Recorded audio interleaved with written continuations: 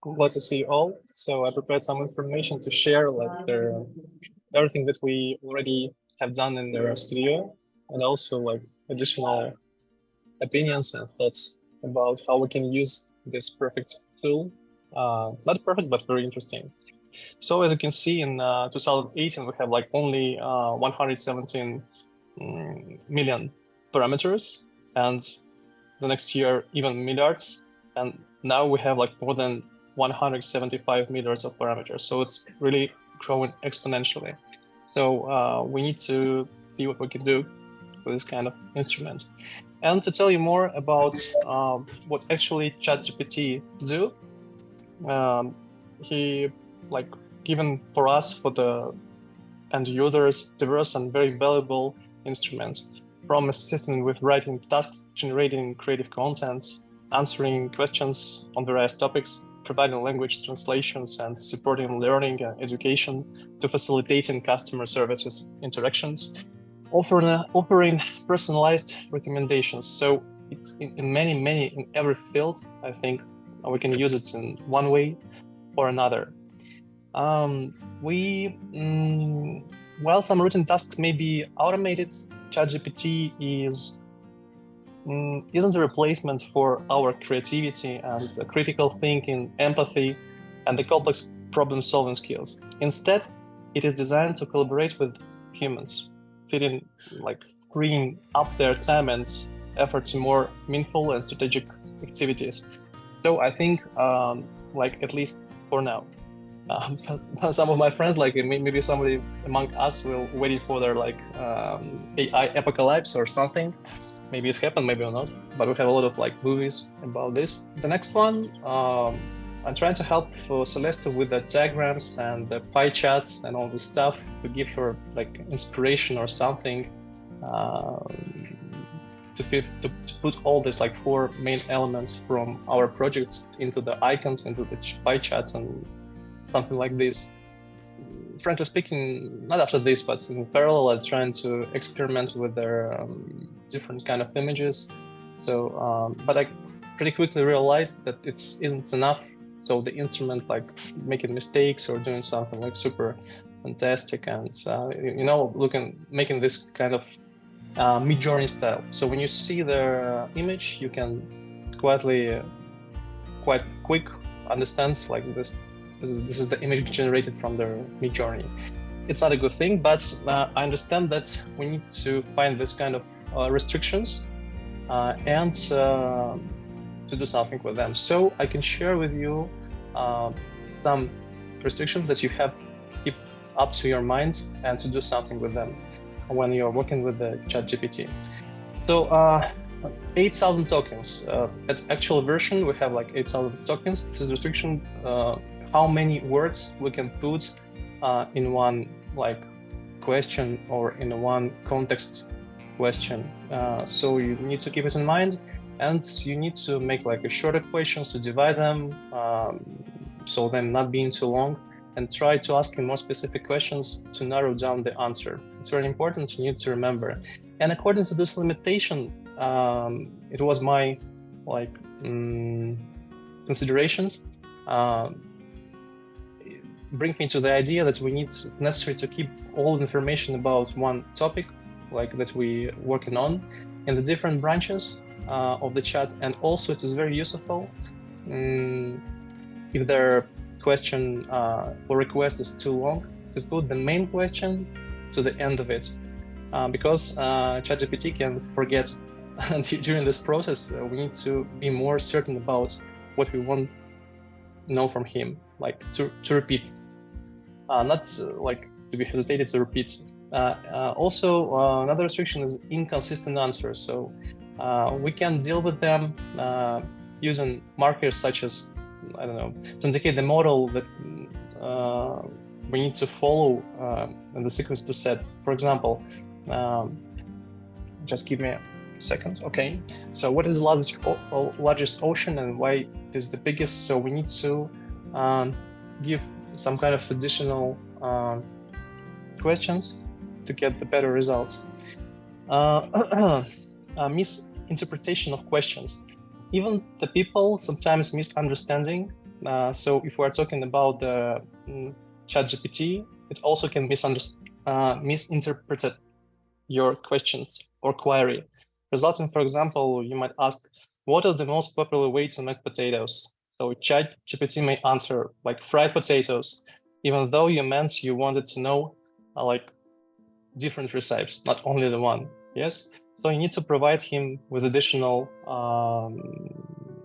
context. So among the different recipes with potatoes, which is the most popular? So, and he will give you the more correct answer. Also conflicting the or incorrect information. So this is because their ChatGPT actually don't have a connection with the internet. So you need to prove and to confirm this with the some official sources. So if you're asking which planet is the closest to Earth, now you need to ask and do you have a link or a source that confirms it? So you can stay calm and can provide another request and being sure that you are making some kind of full stuff. Inadequate narrowing or context. So it's ChatGPT can adequately narrow the context of your query, which leads to answer that, to put it mildly, don't match your expectations. For example, you ask, what kinds of coffee are there? And ChatGPT will only list a few, even though you wanted more. So you need to be more certain and ask him, so come on, just give me at least 30 names or types of the coffee. So I got also the recommendations that I want you to use. It's very comfortable and proofable to use this kind of techniques, because I tried most of them, and according to the architecture, most interesting that I want to highlight here, provide examples. It's very interesting. So don't put just a question. You need to put their ChatGPT more in the context, so he will be very specific about what the answers he has given to you. It's very important, and you will see when you collaborate with it, so you will understand. So you need to feed it more. Actually, provides free. When requesting ChatGPT to provide examples related to a specific topic or concept, okay, so that's what I'm said. It is essential to be specific about the criteria and the examples you should meet. For example, provide free examples of sustainable buildings that have been certified by the Leadership in Energy and Environmental Design, so as known as LEED, outlining their unique design features and environmental benefits. So you will get the full list, and even he will shorten this list. You can say, okay, that's great, but let's go deeply into the topic, so give me more, and he will give you more. And it's also interesting to use ChatGPT, I think, at the Bureau Studio when we're making brainstorms. So it would be their secret participants. Yes, somebody can use it during their brainstorming or talleres, workshops. For example, help us to come up with ideas for innovative building material that is sustainable, affordable, and easy to manufacture. And we can wide this topic, and can be sometimes we can be very surprised about the idea that he can give to us. Okay, the next thing that I understand actually, that the architects and we are the designers, we used the creative thinking, we used design thinking and this kind of approaches to our practice. And we're constantly interacting and operating with a huge amounts of graphical information. Yes, and now we're talking about GPT, because GPT is actually the generative pre-trained model. So it's generally speaking, it works like text-to-text model. But for us, it sounds boring a little bit, yes. But we need to use another kind of neural networks, like Midjourney, like DALL-E, and Stable Diffusion, that actually works like text to image.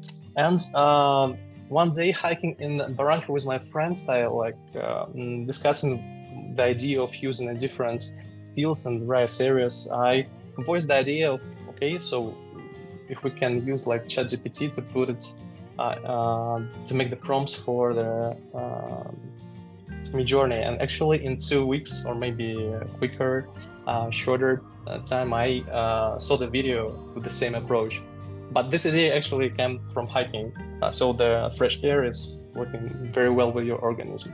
And I can share you their idea of feeding ChatGPT with their examples and with all information necessary to put deeply into the context. So after when I realized that I need to making prompts for the Midjourney, I need to put ChatGPT into the context. So I used all instructions from the official site's website, from different resources on the internet, and I pull them and I feed them to the ChatGPT. And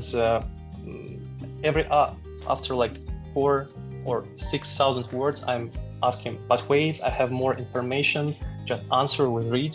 And he answered, okay, I read, I understand. And if sometimes something go wrong and he trying to answer in any other way, so I'm started again, shorten the requests, shorten the information blocks. So until that time that we come to the end, and I asked him, okay, and now, would you say you understand and you know how Midjourney works? Just answer yes or no, and it was like a miracle. He said yes, and okay, man, now we can talk with you in another way.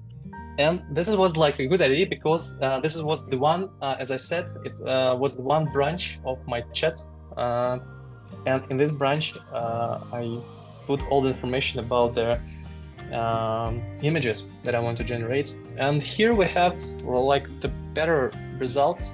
As I showed you before, it was like Midjourney images, but here we can see more precise, more interesting, I can say, photos, because as you can see now, it's more like balanced with the color balance. It have a better angles, it had a good composition, and also it knows what is depth of field. Yes, and we can see the depth of field here. Because of the parameters of the cameras that I put inside, I put like information about the EOS R6 and about the lenses. So he analyzed the whole this massive information about what kind of images we can get with the help of these outstanding cameras on the market. The next thing that I try to do, I'm trying to make an architectural material and mood boards. And the first one was very simple, as you can see here on the bottom. You can see upstairs there. Yes, it was very short, and I've got these results to images in the upper right corner. So it's not very sophisticated. I was like a little bit frustrated with this. Yes, and after that I understand that I can use this approach with the ChatGPT, and I put these images, but before that, as I've already tested this mechanism, I understand that I need to give to ChatGPT the idea of how actually he needs to describe the composition or the idea of mood board that I have in my mind. I made some kind of reverse engineering, because from the 5th version, Midjourney have this kind of option called describe. So it describes with the prompts your image, but it describes it like super differently. He can describe one image in too many ways. So how I decide this problem, how I what I've done, I take actually 10 images. You can see them on the top. Yes, this beautiful but different mood boards. I make this exercise with them about the describe, and for every image, ChatGPT gave me like 4 different prompts. After that, I asked him to find the similar options, the similar characteristics of from all these 4 variants. Yes, and I've got the more certain and the more like powerful words. And after that, I'm collapse them all together, and I've got this kind of prompt that helped me to do these images in the bottom. So all these images in the bottom was generated according to what we need in our project. Of course, it can be adjusted. Maybe something can be edit with the Photoshop, but the main idea of you having the composition and the certain materials, and actually if you don't have enough greenery or leaves, yes, you can also add them with the help of the remix mode. You can say, okay, add more leaves, a lot of greenery, like a feel of the jungle or something, you have like banana leaves or something, and it will edit in one way or another, so you can make different type of variants, and by the end you will get the right image. The next idea, we can use not only ChatGPT for generating images.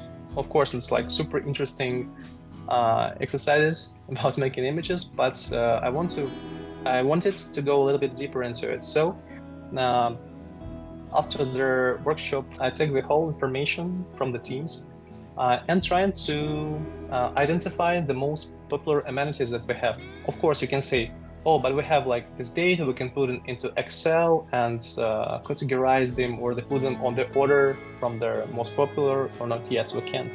But the main idea, the main objective was to create a contextual base for this project, to put ChatGPT into the context, to have like the strong contextual base. And the next idea was to divide them all like into 4 categories and to determine like the most demanded service areas. And also helped, as you can see on the right image, we got this más o menos, more or less, we got these 4 categories. And also I tried to make, this black and white image, I tried to make graph dependency. And we got this, but it's rather funny, really, because it means nothing. We don't understand the principle that it was made, but so the possibilities, all the possibilities is up to our mind and is up to our creativity. So I continue with this, and the next step was to analyze information provided by each team. So we have the 5 teams, and to get like the project title and slogan, and also to find the highlighted features of the project. So we also got them. So we got the different kind of names, and we got the main features, so nature-centric design, diversity, sustainability, etc., etc. But I want to go even more deeper, and that's why I'm trying to analyze like the main real estate agencies from all over, consulting agencies from all over the world, and add this information to the context of my branch for analyzing this data from workshop. I also asked not to use like word community because clients had some concerns about it, and actually it was working fine without this word. And also on the internal meeting, we discussed all this information and we trying to convert them in like more short phrases that we can use, and we got this. So I call them killing features, and I forget about saying about the structure of this process. So you have to use some kind of notebook. I think I use the file in the Word where I structurized every theme and every like step and effort to make different prompts and what ideas I put behind them, and they're very highly structured, so I can every time come back and to see what I can do with them, or to force them forwards, you know, if I need to put myself, bring back to this kind of exercise again. So it's very important because you will generate like hundreds of thousands of different requests, and you have to be super incremental and systematical. And actually the final image that I have here is just have fun, and actually we're having fun. And with my elder son, we're trying to write the song with the Hobbit. He is very excited about the idea of hobbits from Tolkien, and he liked the scene where the dwarves are singing and eating and making a complete mess in the Bilbo Baggins' house. So we asked him to write a song, like a very memorable, bright and funny about this kind of song according to the pancake making. And we got this one. It was really funny for us. Muchas gracias, Vladimir. De nada. Thank you. Gracias, thank you. Gracias, Vlad. Gracias. Gracias. Bye. Bye.